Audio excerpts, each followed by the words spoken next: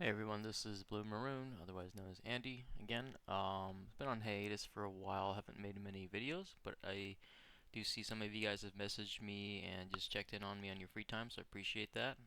Mostly busy with work lately due to the flu season, but I have been working on a couple things in terms of trading, mostly with RVol and recently with some new information I've received about like back-tested scanning. So the first thing I guess I'll share out of the new developments I've had here is basically this article, this Substack I found that somebody recently made. Basically, the guy um, looked at data with SPY, and he just ran like 32 years worth of data to look at both all of these time frames, the hour, the daily, the weekly, the monthly, the quarter, and you can see that he's got a chart basically whenever there's one, let's say bar, it's followed by a percentage of what the next bar follows is. So on a one bar, right, every time there's an inside bar on a daily time frame, there's a 3.3% chance of it being another inside bar, and so forth. When there's an inside bar, it could 29.2% of a two up, two up red, two down, and so forth. So it kind of helps you realize like what the most probable setups are, right? If for example, he looks at, which is what's most interesting here, he looks at hammers, right? In terms of a hammer creating a two up, and not necessarily like a two up red, but a hammer that ends in a two up green, right? The most probable is obviously, well, I didn't know this, but it's apparently 100% on a quarterly. That means 100% of the time on SPY, whenever there's a hammer on the quarter, the next candle or the next quarter will end up being a two up green, right? Which is pretty amazing, I guess, if hammers don't happen very often in a quarterly time frame. And then as you go down, right, from a monthly, weekly, daily, and hourly, um, you do see that hammer setup getting lesser and lesser, more certain, I would say. There's come some other good developments too. He looks at the 2DG where the two down green is a springboard setup, right? There's also pretty decent edge, I would say, in looking at the monthly and the quarter.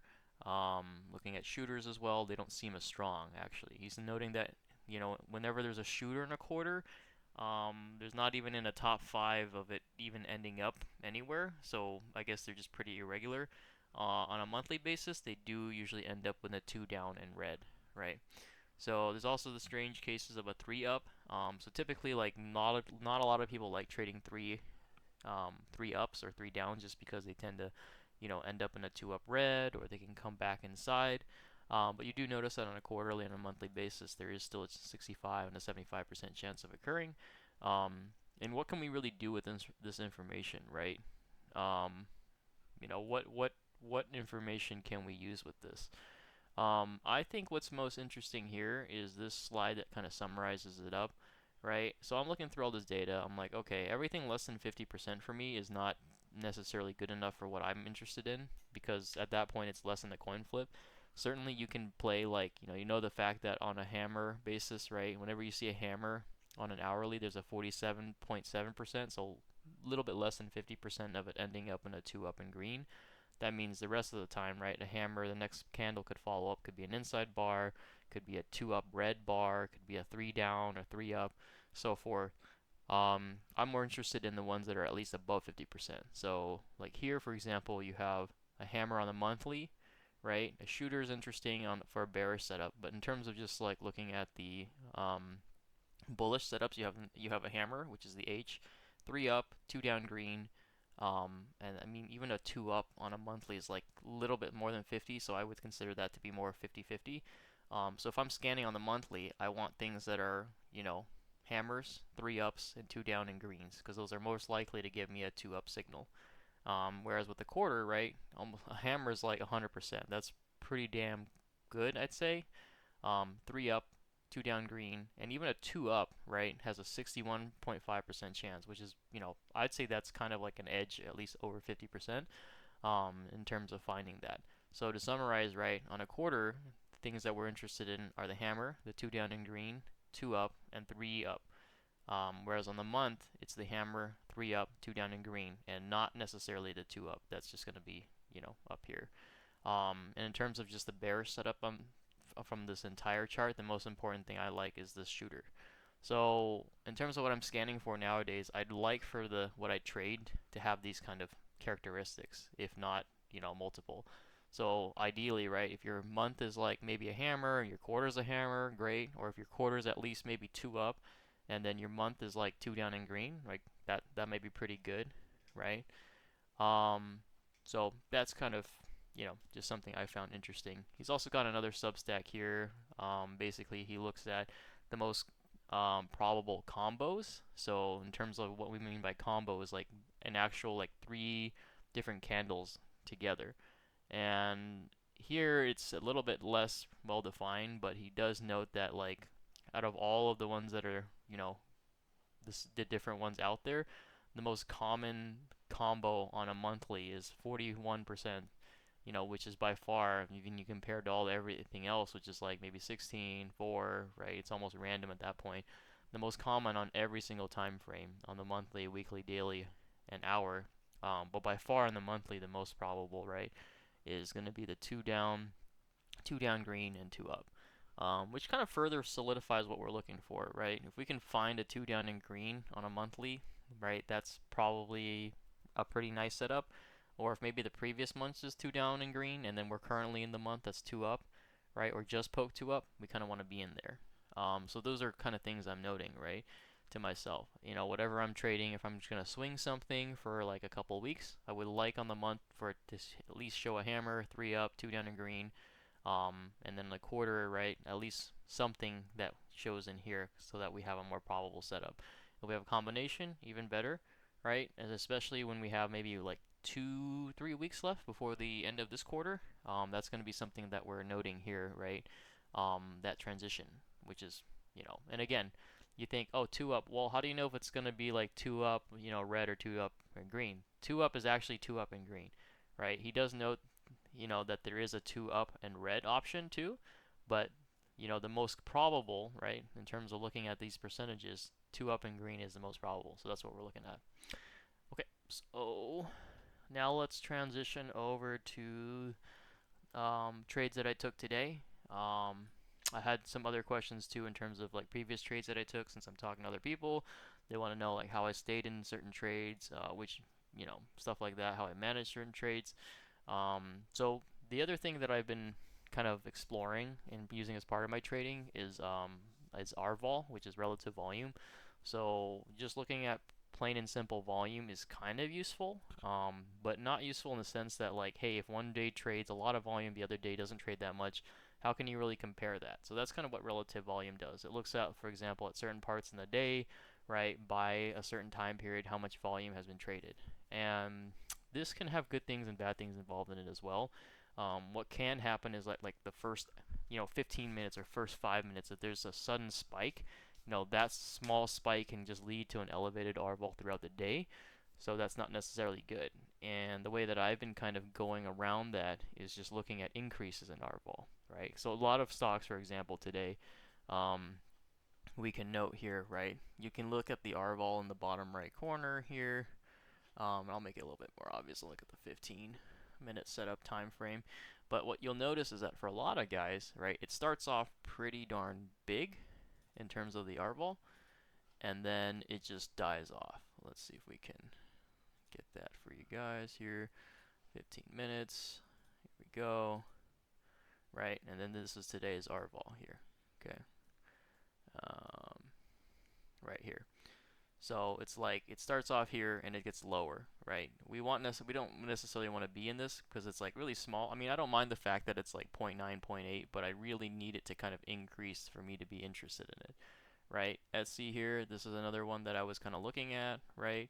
But the problem is today, if I want to get in this is not fun price action. This thing literally trades within an inside bar until the last hour.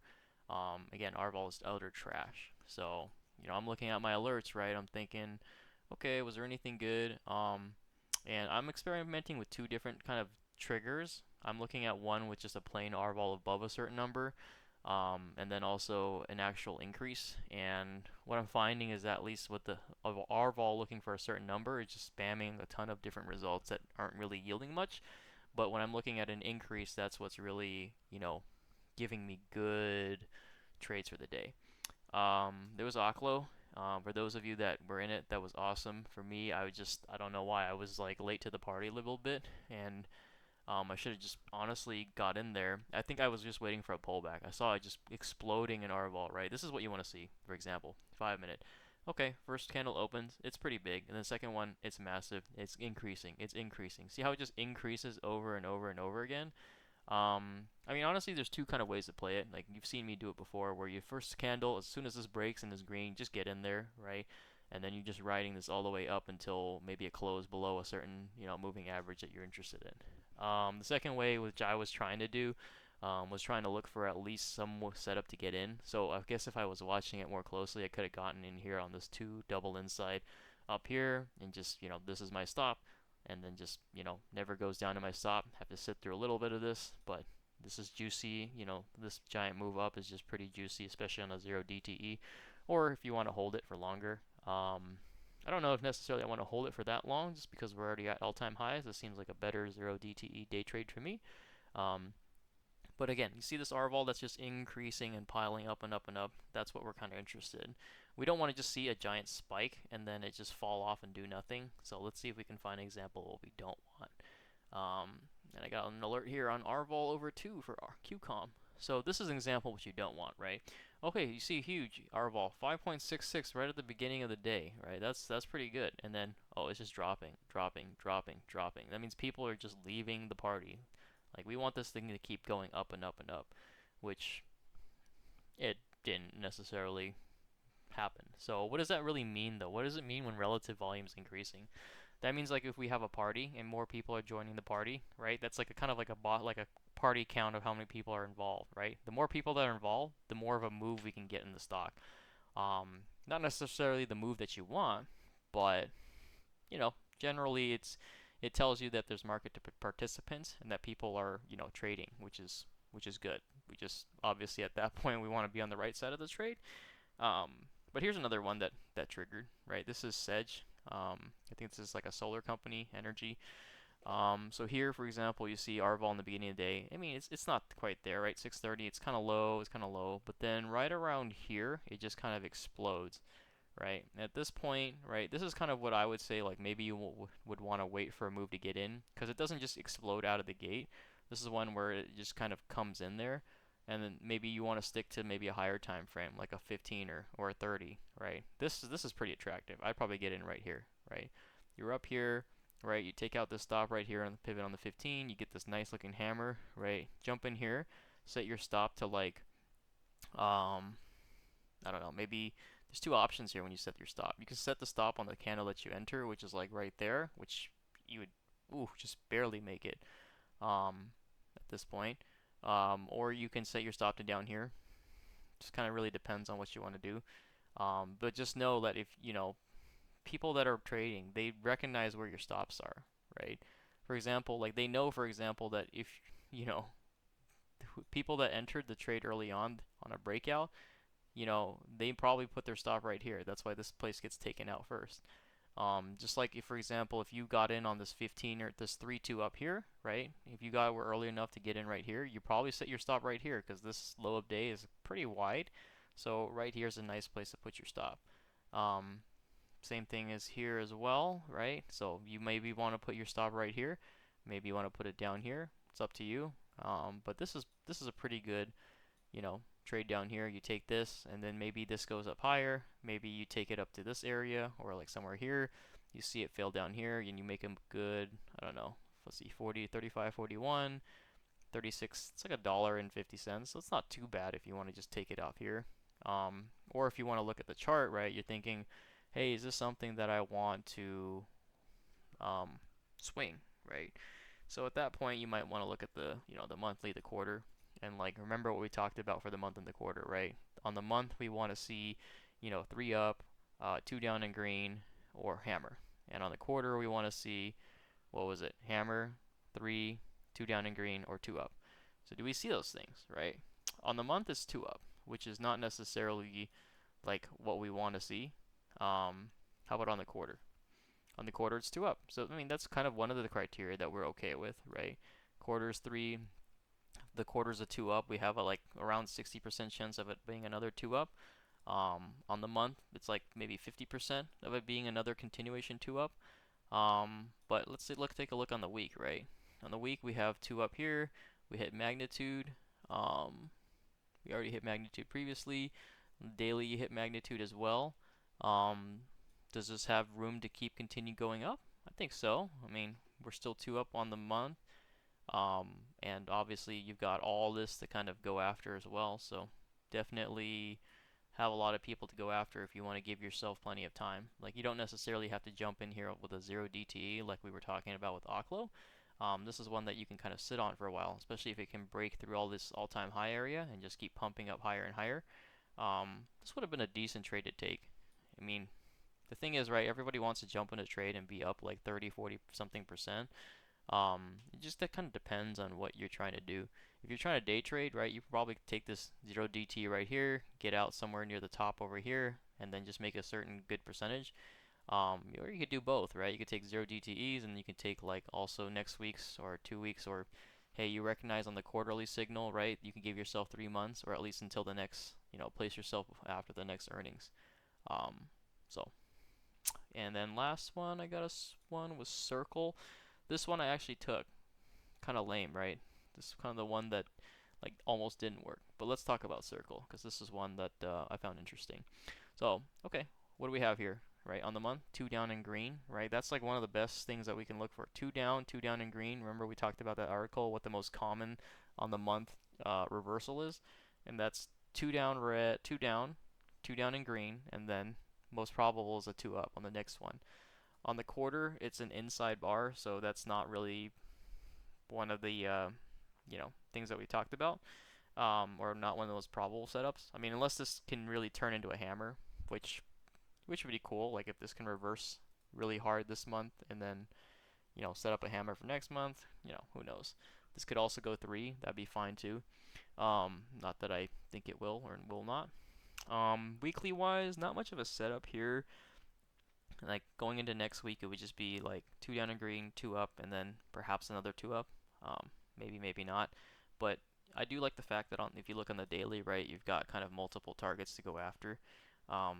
Almost like I don't know if I'd consider it PMG, but you've got this, you got here, you got here, and just like, we can just keep going. There's plenty of people to kind of go after, right? And still below the 50 moving average, so it needs to really jump above it. But it's kind of gotten to a point where the stock has gotten above, the 10, the 20, the 5, whatever, 9, 20, whatever EMAs, which is pretty cool. So, this was a 312 to the upside. That was what I was that's a rev strat. We all know it, right? 3 down, inside, and then 2 up would have been great. It did close above previous high, so I'm okay with that. But let's talk about the trade, because this was one that was interesting. Didn't look so hot if you're looking at the hour or the 30, but during the time it looked okay, decent, right? So I kind of tried to get in right here on this 2 down 30. Like, I mean, who can blame me, right? You've got triggering 312 on the day. You've got a 2 down, 2 up reversal that flips the day from red to green, right? I mean, that's pretty solid. I take it right there. But then I did get stopped out. Let's take a look here, right? So you could have gotten in on this break right here. I think didn't quite catch it there. I was like, okay, if I didn't, this was really fast. I think like this, I didn't really have a chance on it, but this was ideal, right? Okay, break in RVol. You had like red RVol, green RVol from 0.87 to now 1.15. So you break above here. You don't necessarily have to be the first monkey in the barrel. I don't know if we've talked about this in the past, but there are 3 ways to enter this type of setup, right? So if let's say this is your line, right here to enter, there are 3 different ways to get in. The first way is to just enter on the break. It's fine. Second way is to enter on the the retest. So it bounces. Ideally, it bounces either at your line or above your line. If it bounces below, you can kind of take it, but it's not quite as confident there. So this would have been your second entry, right? and then your third entry is kind of a re-break. So you know, this is the first break, and the re-break is like up here. So it breaks up here. They all have their corresponding um, pros and cons, but here you can be the first one in, but the problem is it may not go for you, and it may just crash. The second one here is what I like to take. It's called like the retest. So bounce off here and then continue going up. And then also you can take the re-break, but at that point your risk to reward is not as good, because you're kind of at that point you can be a little bit more certain that it's going to keep going up, but at the same time you're kind of taking at the highs of a lower time frame broadening formation. So it goes up here, doesn't quite do what I want. Then it makes a 3 here. This is already like 2 ways of telling me this is not going to be good. But then when you get this right here that closes below daily continuity, closes below VWAP, this was kind of the sign for me to like, hey, let's get out of here. So when this taps our vol and starts coming back down, I'm just out at that point, because this is like, if you're, what do you call it, like a ICT kind of guy, this is like your fair value gap up here. People are shorting right here, and down it goes. So pretty much had to get out here. But I did continue to take it, because if you're studying it from a structural standpoint, right, you have this 312. This is a broadening formation. It breaks out to the top of the broadening formation, and at that point, where can it go, right? It could potentially go 3 down and get to the bottom of this broadening formation. But, right, you can see here, taps down here, and then continues to get bought up. Looks a little bit more clear on the hour. On the day and the 30, you have 2, 1, 2 here. So I guess in terms of your setups to get in, you would have had right here, and you would have had right here to get in. So let's look at that on the 5.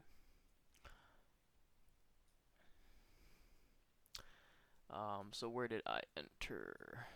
So I saw this, then I saw it poke up, it came back down, and on this area where it created a 3 right here, this is kind of like in my mind like the second attempt. First attempt to take it lower, second attempt to take it lower, and then we kind of get the higher high. So I pretty much just took it off of the close of this candle right here. I guess if you can mark that candle, that's fine. But and then again, you can add on these higher time frames too, because I marked those triggers. And then at this point, you can I would just set my stop like right here. But let's say you wanted to take like a 30 or something, you could have, I guess, taken it here. You can just, I mean, when you take it at a higher time frames, you can be a little bit more certain, give yourself more room, I say. But I'm just getting used to taking these like sniper entries, so that way I can take it closer to the bottom, and then worst case I can just get out if if the price just doesn't go my way. So this is where I got in. I would have liked the price to go back the other way and go up higher, but I gave myself plenty of time. This was not like a day trade, because again, we're not at all-time highs like OKLO, and in terms of setup wise, 2 down green on the month, plenty of people to take out on the day. Yeah, so and then finally I took AMD. I got a AMD here. So let's see here. Why do we like AMD? So quarter wise, right? We're looking at those setups on the quarter and on the month in terms of what we're looking for. Month 2 up green. That's something that we like. That's got like a 60 or so % chance of continuing to 2 up green for the next. This is a 2 down, but at the same time, it's very close to like the monthly. So, I mean, at this point, I would just say I'm trying to kind of get in there before it turns fully. I mean, at some point it was, but trying to get in on that 2 down in green monthly setup. And I see it as like, if you get in on when it's a 2 down in green, right, there's 2 nice things about that. On one hand, if you're in there and you give yourself time, you can set up for next month for it to be 2 down. This is another, again, common setup, right? 2, well, this is a 2 down. This is not a 2 down, sorry, it's a 2 up. But 2 down green and then followed by 2 up next month. Or if this is really strong, we could go 3 up this month. So That'd be kind of cool. In terms of setup on the day, I was trying to get that. This was a pretty solid yesterday gap down buy up. I was hoping for a 2 down green, 2 up, and then PMG 1, 2, 3. Right, that would have been cool. Instead, we got like a 2 up that kind of failed, but we'll go over the trade and see what happened here. Caught. Okay, so let's see here. Pretty simple here, right? We tried to go 2 up, and at that point it switched to daily continuity. Poke 2 up red, and then at that point this is, if you were in it, you know, somewhere in here, you probably would have needed to get out. Otherwise, I just kept watching it. I tried to take, let's see here, I think I tried to take an entry here. Oh yeah, I got in, I think I saw this 30 hammer here, so kind of did what Circle did, where it like poked down low of day, got bought up here, and then I saw this 30 hammer, and then I thought this was a second attempt lower, and then it got bought up, so I think I bought somewhere around here. Let me see. Yeah, I think I bought somewhere around here, but the idea was that, okay, I'm in it. It looks like a setup that's decent for next week, 212 to the upside here. And then hopefully that can turn the month green, and then obviously next month sets up next month. And if you're like looking at the daily chart, you've got plenty of, you know, pivots to go after to the top. And then I think my stop was just going to be low of day again from here. Like, it's pretty wide, but I mean, I'm giving myself plenty of time, so and I'm just kind of, I don't know, I guess I have a lot of confidence that it's going to continue going up.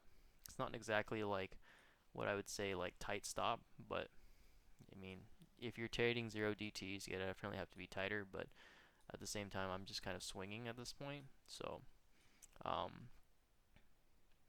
yeah, I'd say I'm just in here. This is my stop. It's pretty wide. It never gets hit. And again, this is not really something I recommend for beginners to do. But a lot of times for your stops, for example, like a lot of times when you get stopped out, it's not necessarily stop out immediately. Sometimes what price does is it gives you like an opportunity to kind of, what's the word, get out. Kind of what does that mean, right? So if you're like up here and price starts going against you after you see this giant bar and you get this hammer, and then this thing kind of pokes up a little bit, this is kind of like your other ICT fair value gap. This is like another opportunity for you to kind of cut your position. So, you know, necessarily don't have to cut right here, but you can cut here a little bit. Sometimes price gives you a little bit of action up there to kind of get yourself out. In this case, not so much, but I don't know. I'm like, I got in somewhere around here, and I'm just kind of holding it at this point. You know, yeah, I'd say, how would I manage the position? Let's say come Monday, if we start inside, right, and then we start going 2 down. If it goes 2 down and like, you know, price shows me that it wants to confirm going down lower, then I probably will be out. Let's see. Yeah. So, if it gaps down and goes 2 down immediately, like I'd be watching the price to see if it's gonna confirm going 2 down, or if it just gets bought up and we have potential 3 up on the day. But yeah, that's about it. Trades for the day. Thanks. Hope you guys enjoyed it. I'll see if I can make more videos in the meantime. I've just been pretty busy and kind of digging deep in the R&D of trading at this point. But yeah.